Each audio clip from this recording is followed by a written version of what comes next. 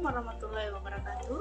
Perkenalkan, nama saya Sandra Stasia dengan NIM 24122065. Di sini saya akan membawakan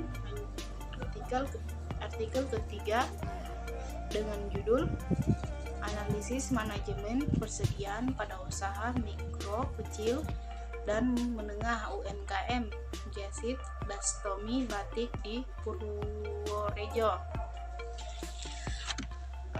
Pada langkah ketiga saya akan menjelaskan langkah-langkah dalam proses analisis bisnis.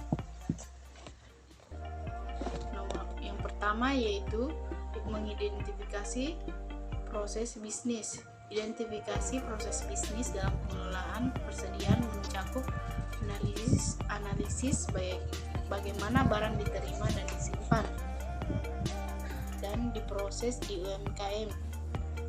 Proses ini penting untuk memahami alur kerja dan interaksi antar bagian. Yang kedua yaitu mengumpulkan informasi. Informasi dikumpulkan melalui wawancara dengan pemilik Jazid Bastomi Batik, di mana peneliti melakukan observasi langsung dan mengumpulkan data mengenai persediaan yang ada. Hal ini diuraikan sebagai berikut, yaitu penulisan. Yang pertama, penulisan pembuatan janji untuk mengunjungi galeri batik dan melakukan pengamatan serta wawancara. Yang ketiga, dalam langkah-langkah proses analisis bisnis, yaitu memetakan proses bisnis.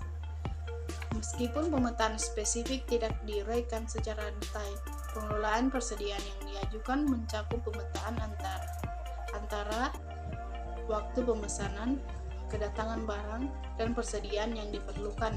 Ini mengarah pada pemahaman yang lebih baik tentang manajemen persediaan.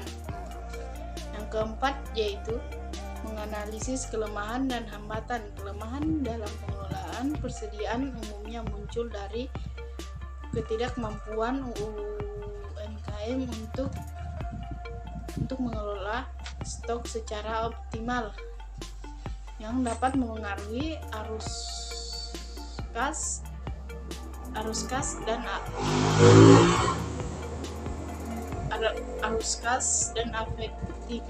efektivitas biaya.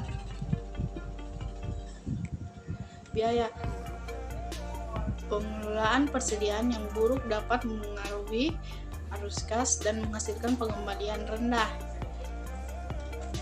Bagian yang kelima,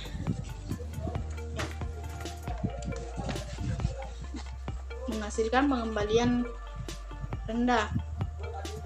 Bagian yang kelima dalam langkah-langkah proses analisis bisnis yaitu merekomendasikan perbaikan.